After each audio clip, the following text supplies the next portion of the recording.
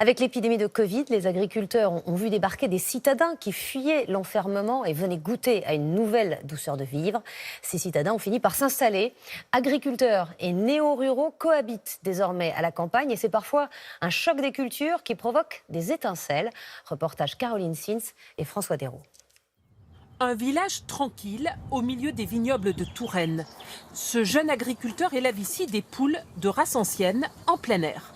Des volailles devenues un objet de discorde. Gabriel Simon doit prochainement déplacer ses poules dans ce champ car le propriétaire de son terrain actuel veut le récupérer. Il a donc acheté 1,5 hectare pour y installer 800 volailles.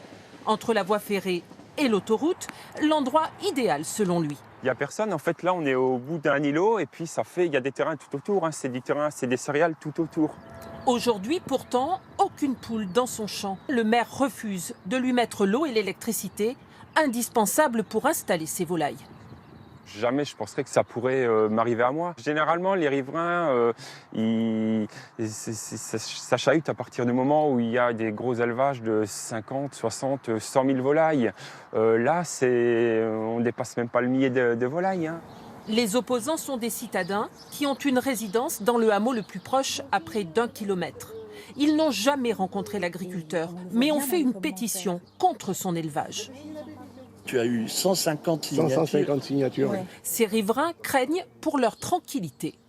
J'ai peur d'être dérangé dans le cadre de cette campagne, à la fois par des odeurs, du bruit, du fait de la dépréciation de nos maisons. On est une région très touristique. S'il est installé là, c'est vrai que c'est embêtant pour les gens qui ont des gîtes, des chambres d'hôtes. C'est dommage pour les touristes qui font la Loire à bicyclette de devoir passer à côté d'un élevage qui sent mauvais. Gabriel Simon a saisi le tribunal administratif, mais la procédure s'annonce longue. Il pourrait devoir arrêter son activité.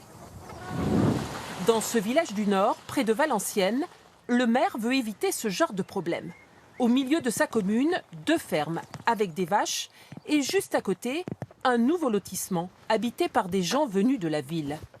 Ce couple s'est installé il y a 1 an. On rentre au chaud. J'ai envie de retrouver cette atmosphère de village, d'entendre un coq chanter. Mais la campagne réserve d'autres surprises.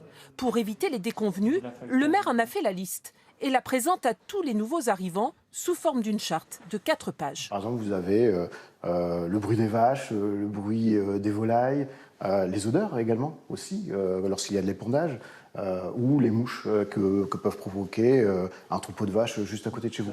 Une charte très bien acceptée par ce couple. Ce sont des règles de savoir-vivre, entre voisins, entre personnes qui cohabitent. Je trouve ça tout à fait génial d'avoir fait ça. Franchement, j'ai eu l'impression d'être bien accueilli. Cette tranquillité au village, le maire tient à la préserver. Il vient régulièrement prendre des nouvelles des agriculteurs, parfois un peu inquiets. Ça va bien ? Ouais. Il reste toujours la possibilité d'être ennuyé par quelqu'un qui ne supporte plus le bruit des animaux, les odeurs ou autres. Hein. Le maire rappelle aussi les règles de bon voisinage aux agriculteurs. Le dialogue, c'est la meilleure façon d'éviter les conflits. C'est pas agréable de recevoir un courrier recommandé, je vous dis, d'une personne qu'on ne connaît pas pour des nuisances qui auraient pu s'arranger si la personne était venue vous voir. Et puis ça aurait pu s'arranger tout simplement. Donc on veut éviter ça. Donc pour ça, il faut recréer des liens et de la communication entre les gens. Si on fait ça, je pense qu'on a déjà résolu au moins 80-90% du problème. Dans ce village du Nord, ça marche.